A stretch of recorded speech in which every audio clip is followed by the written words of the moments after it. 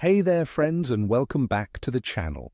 I've got your exclusive fishing forecast for the USA, focusing on the heart of the ice belt for the week of 29 December 2025 through 4 January 2026. Now, are you ready to cap off the year and kick off the new one with some serious ice fishing action? Because this week is shaping up to be a classic winter battle, my friends. We've got a dramatic swing in weather on the way that's going to test our skills.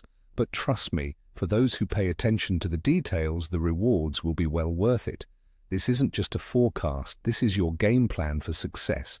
So grab a hot coffee, settle in, and let's break it down. First up, let's talk about our primary targets for this time of year: walleye, northern pike, and those delicious panfish.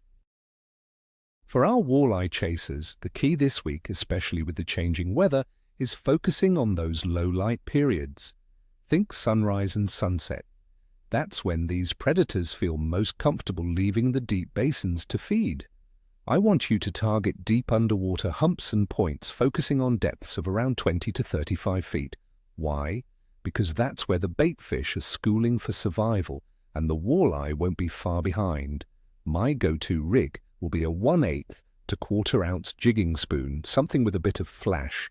And here's a little trick: tip it with a minnow head.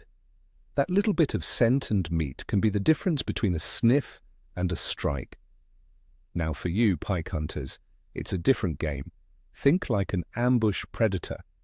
You're going to find these toothy critters lurking in shallower water, usually around 5 to 15 feet deep, especially near any remaining green weed beds.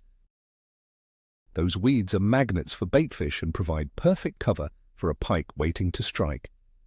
This is prime time for tip-ups, friends. There's nothing more exciting than seeing that flag pop. Spool them with some heavy line and use a large shiner or a sucker minnow for bait. Be patient, the giants are cautious. Finally, for everyone who loves a good panfish fry, we're talking crappies and bluegills. This time of year, they school up tight and they go deep. I'm talking about the deepest basins in the lake, sometimes down to 30 or even 40 feet. They're looking for the most stable water conditions. The secret here is finesse. Use tiny tungsten jigs, the smaller the better, and tip them with a single wax worm or a tiny soft plastic. Electronics are your best friend here for finding those suspended schools. Once you find them, you can have non-stop action. All right. Let's get into the why behind the bite. The conditions are everything. Looking at the weather, we are starting the week off cold and stable on Monday, but pay close attention to Tuesday and Wednesday, the 30th and 31st of December. We have a weather system moving in that will bring some light snow and, more importantly, a drop in atmospheric pressure.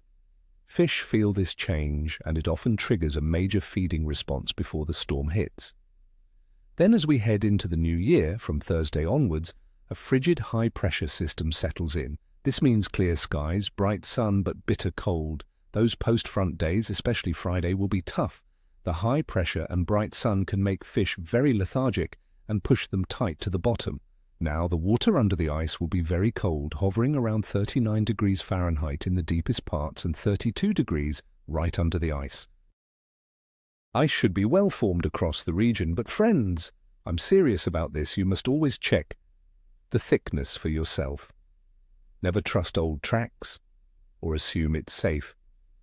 Bring a spud bar and check as you go. Looking at the moon, we're starting the week with a waxing gibbous, heading into a full moon on Friday, the 3rd of January. Popular fishing lore often suggests the days leading up to and including the full moon can produce some fantastic bites, especially for big predators after dark. So that lines up perfectly for some potential trophy action towards the end of our forecast period. Overall, fish activity is in a classic winter pattern. Their metabolism is slow, so bites will be subtle. You need to be patient, present your bait slowly, and pay close attention to your line or sonar for the lightest taps. So let's put it all together in your day-by-day game plan. On Monday, the 29th of December, with partly cloudy skies and frigid temps, I'm rating the bite as good. The stable conditions mean fish will be in predictable winter patterns. Stick to those deep structures. Tuesday, the 30th of December, is your day to call in sick. I'm calling this an excellent bite. The incoming snow showers and dropping pressure are the triggers we look for. The fish will be feeding aggressively ahead of the change. Get out early and stay late. Wednesday, the 31st of December, New Year's Eve, will be average. The bite could be good as the snow starts, but it might taper off as the system settles in. It's a bit of a wildcard day. Thursday, the 1st of January, Happy New Year. I expect the bite to be weak. The storm has passed, and that cold, high-pressure system starts to build. Fish will be adjusting and likely have a bit of a hangover from the storm. Friday, the 2nd of January, will be tough. This is a classic bluebird sky, high-pressure day. The sun will be bright, which often makes fish light-sensitive and inactive. Downsize your presentation and fish the deepest holes you can find. Saturday, the 3rd of January. I'm calling this average to good. The pressure will have been stable for a day and the fish will start to acclimate. The full moon is tonight, so the evening and after dark bite for walleye could be fantastic. And finally, Sunday, the 4th of January, the bite should be good. We've had a couple of days of stable high pressure, and the fish will be back on a more regular feeding schedule. Focus on those prime morning and evening windows for your best shot.